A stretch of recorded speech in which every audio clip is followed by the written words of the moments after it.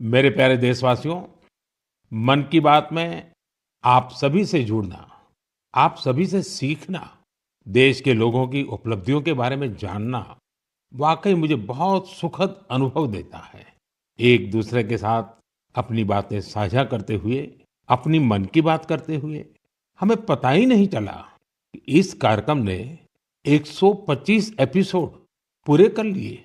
आज इस कार्यक्रम का 126वां एपिसोड है और आज के दिन के साथ कुछ विशेषताएं भी जुड़ी हैं।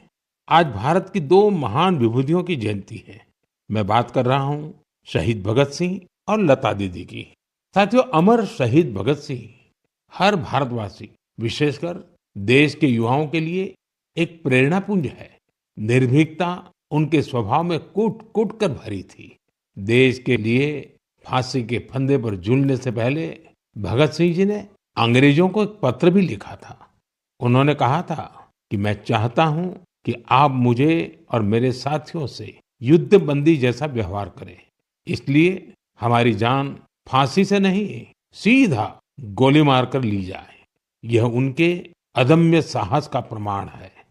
भगत सिंह जी लोगों की पीड़ा के प्रति भी बहुत संवेदनशील थे और उनकी मदद में हमेशा आगे रहते थे। मैं शहीद भगत सिंह जी को आदरपूर्वक श्रद्धांजलि अर्पित करता हूं। साथियों, आज लता मंगेशकर की भी जयंती है। भारतीय संस्कृति और संगीत में रुचि रखने वाला कोई भी उनके गीतों को सुनकर अभिभूत हुए बिना नहीं रह सकता। उनके गीतों में वो सब कुछ है जो मानवीय संवेदनाओं को झकझोरता है। उन्होंने देशभक्ति के जो गीत गाए, उन गीतों ने लोगों को बहुत प्रेरित किया। भारत की संस्कृति से भी उनका गहरा जुड़ाव था। मैं लता दीदी के लिए हृदय से अपनी श्रद्धांजलि प्रकट करता हूँ। साथियों, लता दीदी जिन महाविभूतियों से प्रेरित थी, उनमें वीर सावरकर भी एक हैं, जिन्हें वो तात्या कहती थी। उन्होंने वीर सावरकर जी के कई गीतों को भी अपने सुरों में पिरोया। लता दीदी से मेरा स्नेह का जो बंधन था, वो हमेशा कायम रहा। वो मुझे बिना भूले हर साल राखी भेजा करती थी। मुझे याद है, मराठी सुगम संगीत की महान हस्ती सुधीर फडके जी ने सबसे पहले लता दीदी से मेरा परिचय कराया था और मैंने लता दीदी को कहा कि मुझे आपके द्वारा गाया और सुधीर जी द्वारा संगीतबद्ध गीत ज्योति कलश छलके बहुत पसंद है। साथियों, आप भी मेरे साथ इसका आनंद लीजिए। ज्योति कलश छलके,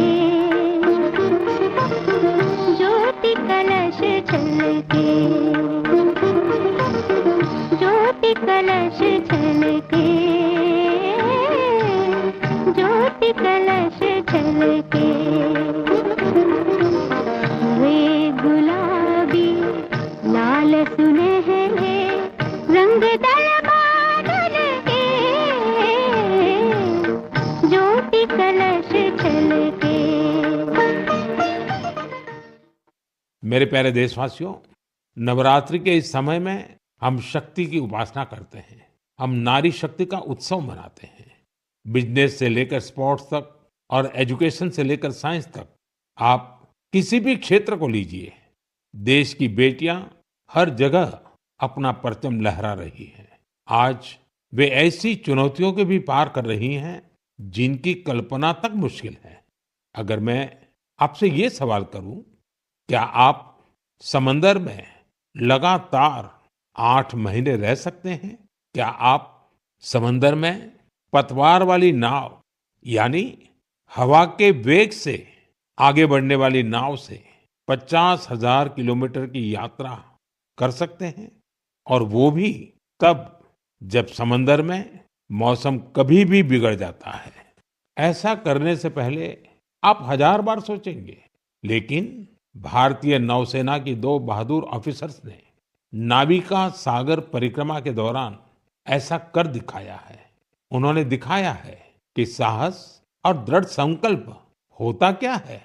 आज मैं मन की बात के श्रोताओं को इन 2 जाबाज ऑफिसर से मिलवाना चाहता हूं। एक हैं लेफ्टिनेंट कमांडर दिलना और दूसरी हैं लेफ्टिनेंट कमांडर रूपा। ये दोनों ऑफिसर्स हमारे साथ फोन लाइन पर जुड़ी हुई हैं। हेलो। Hello sir. नमस्कार जी। नमस्कार सर। तो मेरे साथ लेफ्टिनेंट कमांडर दिलना और लेफ्टिनेंट कमांडर रूपा दोनों हैं आप साथ में? जी सर, दोनों हैं। चलिए आप दोनों को नमस्कारम और वणक्कम। वणक्कम सर। नमस्कारम सर। अच्छा, सबसे पहले तो देशवासी सुनना चाहते हैं आप दोनों के बारे में, आप जरा बताइए। सर मैं लेफ्टिनेंट कमांडर दिलना हूँ और मैं इंडियन नेवी में लॉजिस्टिक्स कैडर से हूँ सर। मैं नेवी में 2014 में कमीशन हुई थी सर और मैं केरला में कोझिकोड से हूँ। सर मेरा फादर आर्मी में थे और मेरा मदर हाउसवाइफ है। मेरा हस्बैंड भी इंडियन नेवी में ऑफिसर है सर और मेरा सिस्टर एनसीसी में नौकरी करती है। जय हिंद सर। मैं लेफ्टिनेंट कमांडर रूपा हूँ और मैं navy 2017 naval armament inspection cadre में ज्वाइन किया है और मेरे फादर तमिलनाडु से है और मेरे मदर पौंडीचेरी से है। मेरे फादर एयरफोर्स में थे सर। एक्चुअली डिफेंस ज्वाइन करने के लिए मुझे उनसे ही प्रेरणा मिली और मेरी मदर होम मेकर थी।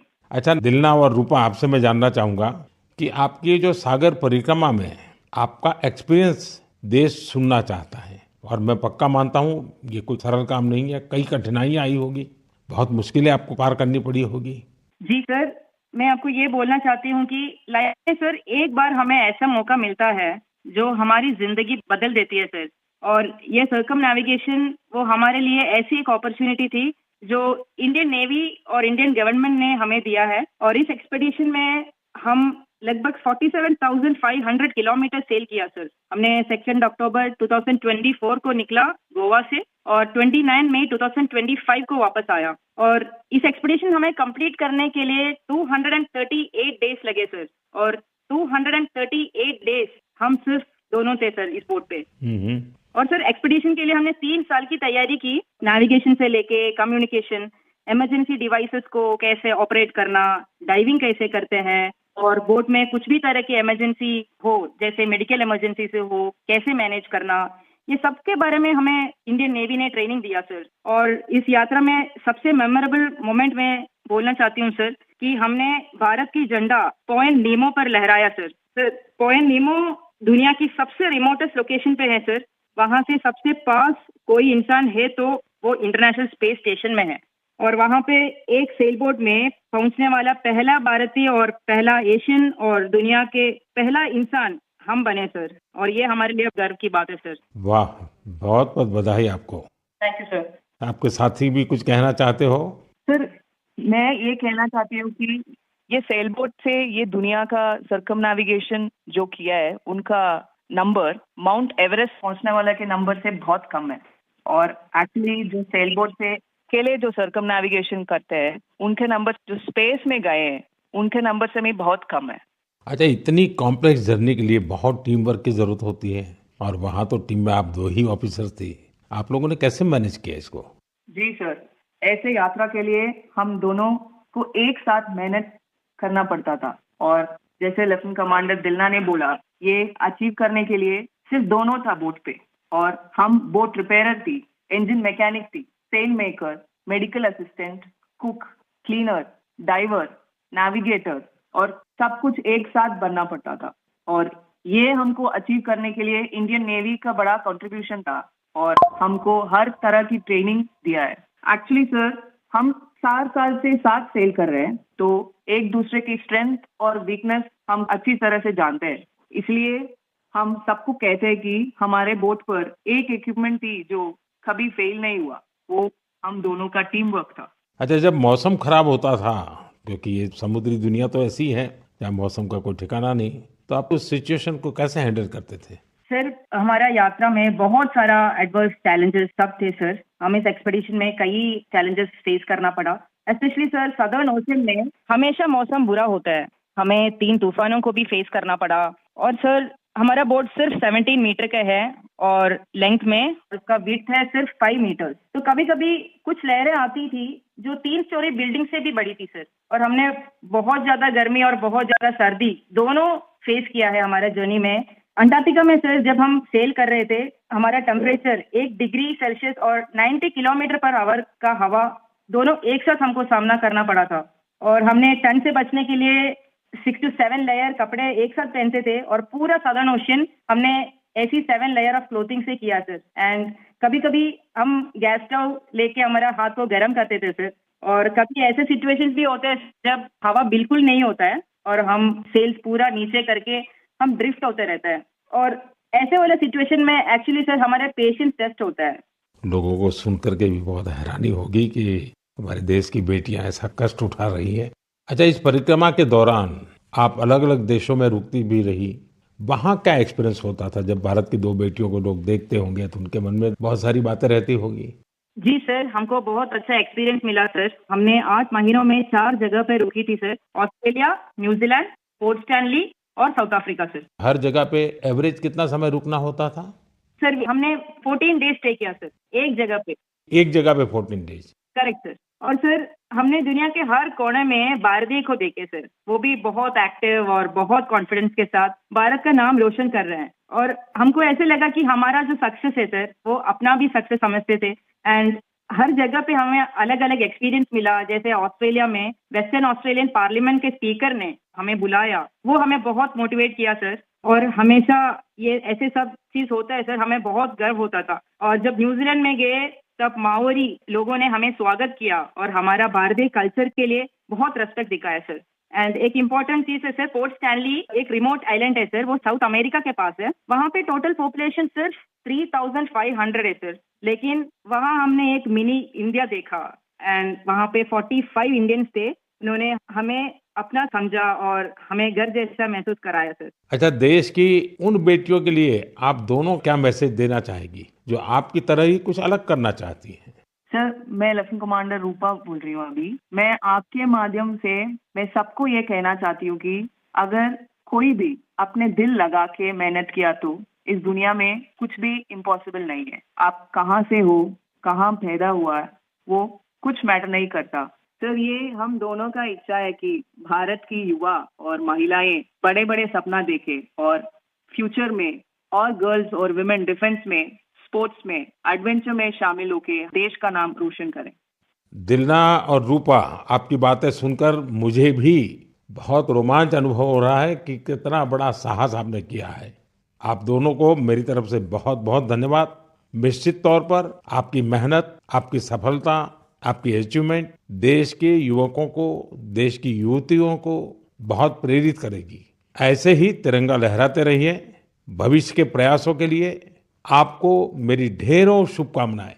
Thank you sir. बहुत बहुत धन्यवाद। वणक्कम, नमस्कारम। नमस्कार सर। साथियों, हमारे पर्व त्योहार भारत की संस्कृति को जीवंत बनाए रखते हैं। छठ पूजा ऐसा एक पावन पर्व है जो दिवाली के बाद आता है। सूर्य देव को समर्पित यह महापर्व बहुत ही विशेष है।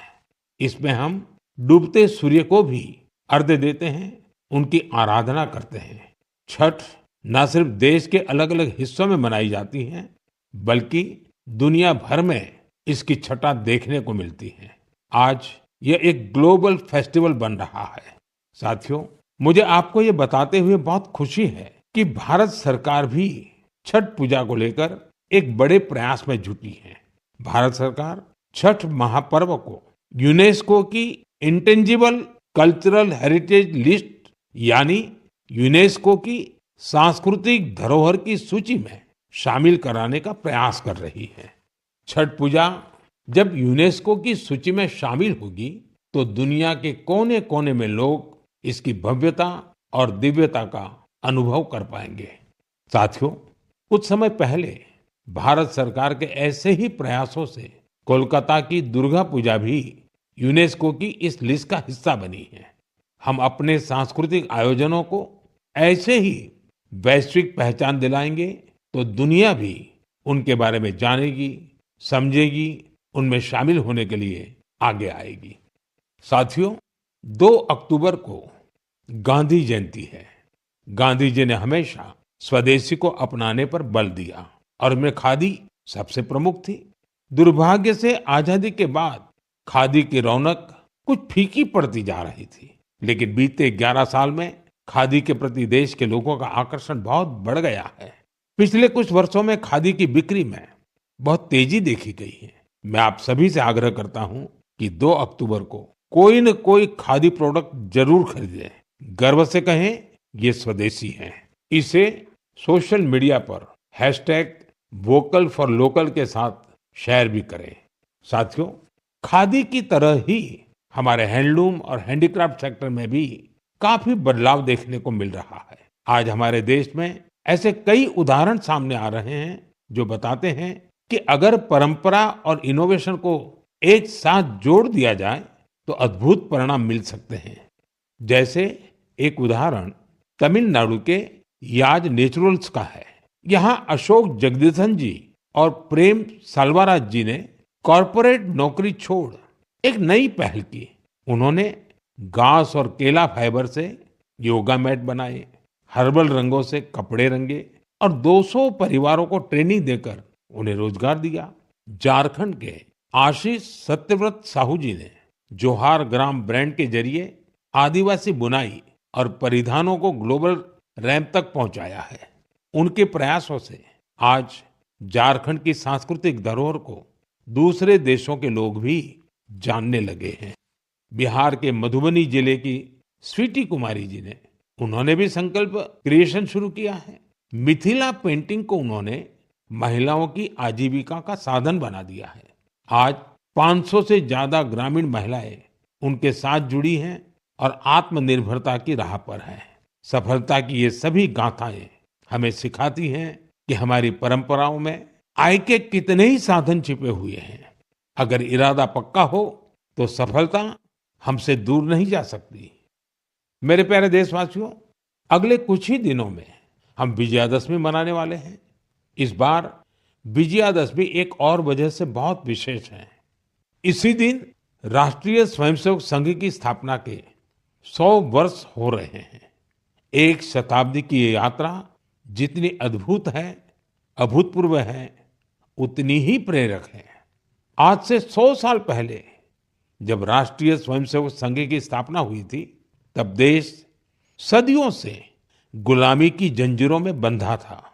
सदियों की इस गुलामी ने हमारे स्वाभिमान और आत्मविश्वास को गहरी चोट पहुंचाई थी। विश्व की सबसे प्राचीन सभ्यता के सामने पहचान का संकट खड़ा किया जा रहा था।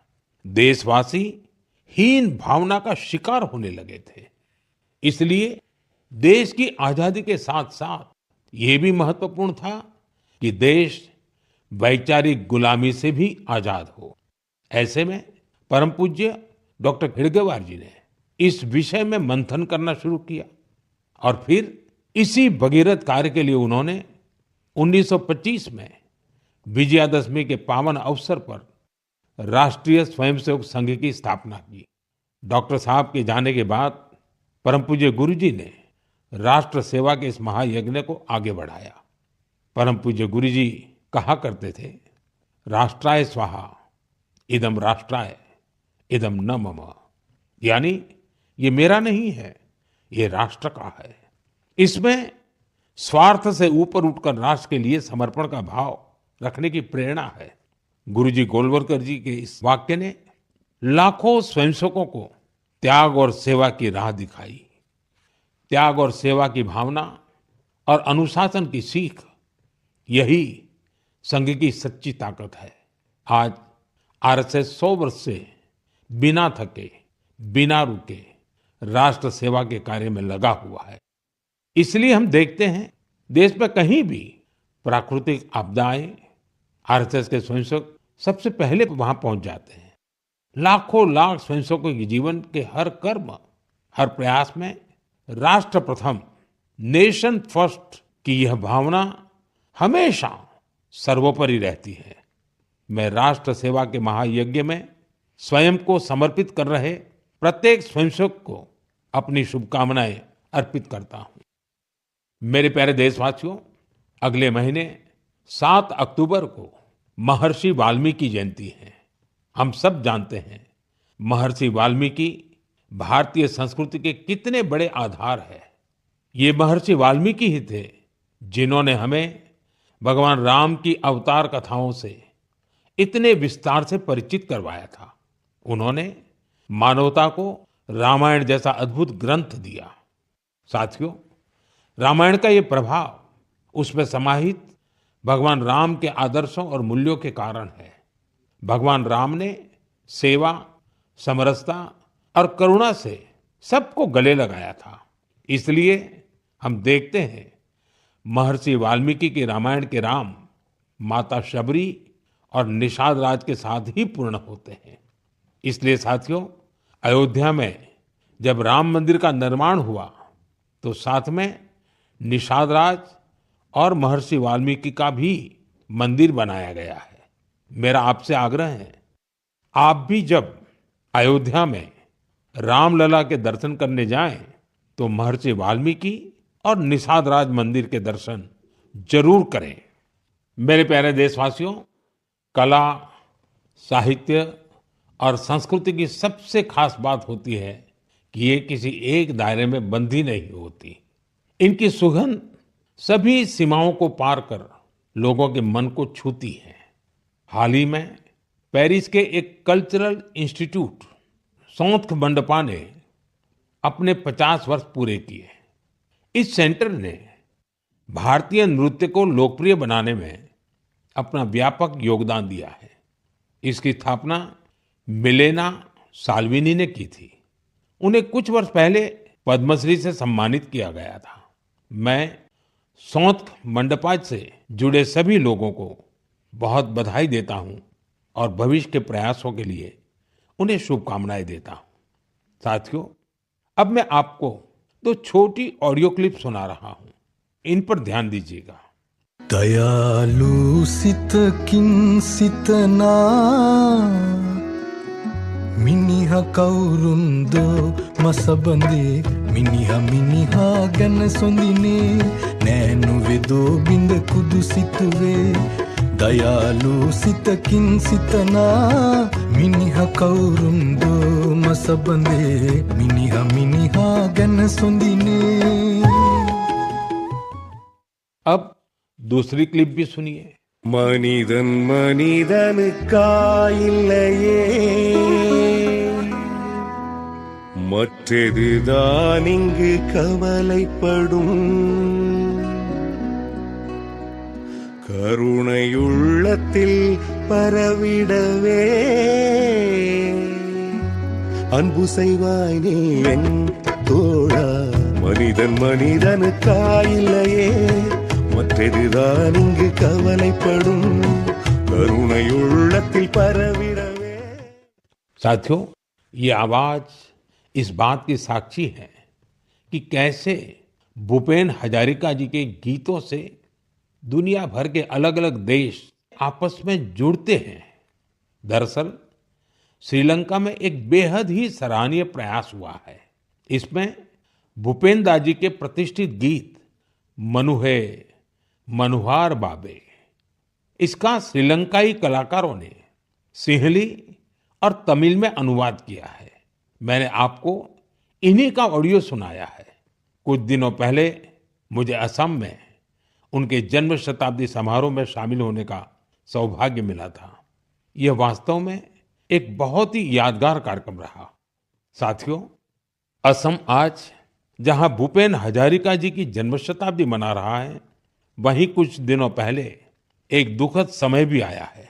जुबिन गर्ग जी के असामयिक निधन से लोग शोक में हैं। जुबिन गर्ग एक मशहूर गायक थे जिन्होंने देश भर में अपनी पहचान बनाई। असम की संस्कृति से उनका बहुत गहरा लगाव था। जुबिन गर्ग हमारी यादों में हमेशा बने रहेंगे और उनका संगीत आने वाली पीढ़ियों को मंत्रमुग्ध करता रहेगा।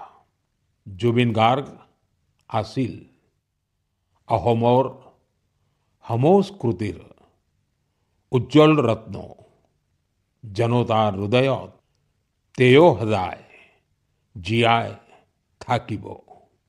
साथियों, कुछ दिन पहले हमारे देश ने एक महान विचारक और चिंतक S.L. भैरप्पा जी को भी खो दिया है। मेरा भैरप्पा जी से व्यक्तिगत संपर्क भी रहा और हमारे बीच कई मौकों पर अलग अलग विषयों पर गहन बातचीत भी हुई। उनकी रचनाएं युवा पीढ़ी के विचारों को दिशा देती रहेगी। कन्नड़ा की उनकी बहुत सारी रचनाओं का अनुवाद भी उपलब्ध है। उन्होंने हमें बताया कि अपनी जड़ों और संस्कृति पर गर्व करना कितना मायने रखता है। मैं एसएल भैरप्पा जी को अपनी भावभीनी श्रद्धांजलि अर्पित करता हूं और युवाओं से उनकी रचनाएं पढ़ने का आग्रह करता हूं। मेरे प्यारे देशवासियों, आने वाले दिनों में एक के बाद एक त्योहार और खुशियां आने वाली हैं। हर पर्व पर हम खरीदारी भी खूब करते हैं और इस बार तो जीएसटी बचत उत्सव भी चल रहा है। साथियों, एक संकल्प लेकर आप अपने त्योहारों को और खास बना सकते हैं। अगर हम ठान लें कि इस बार त्योहार सिर्फ स्वदेशी चीजों से ही मनाएंगे, तो देखिएगा हमारे उत्सव की रौनक कई गुना बढ़ जाएगी। वोकल फॉर लोकल को खरीदारी का मंत्र बना दीजिए।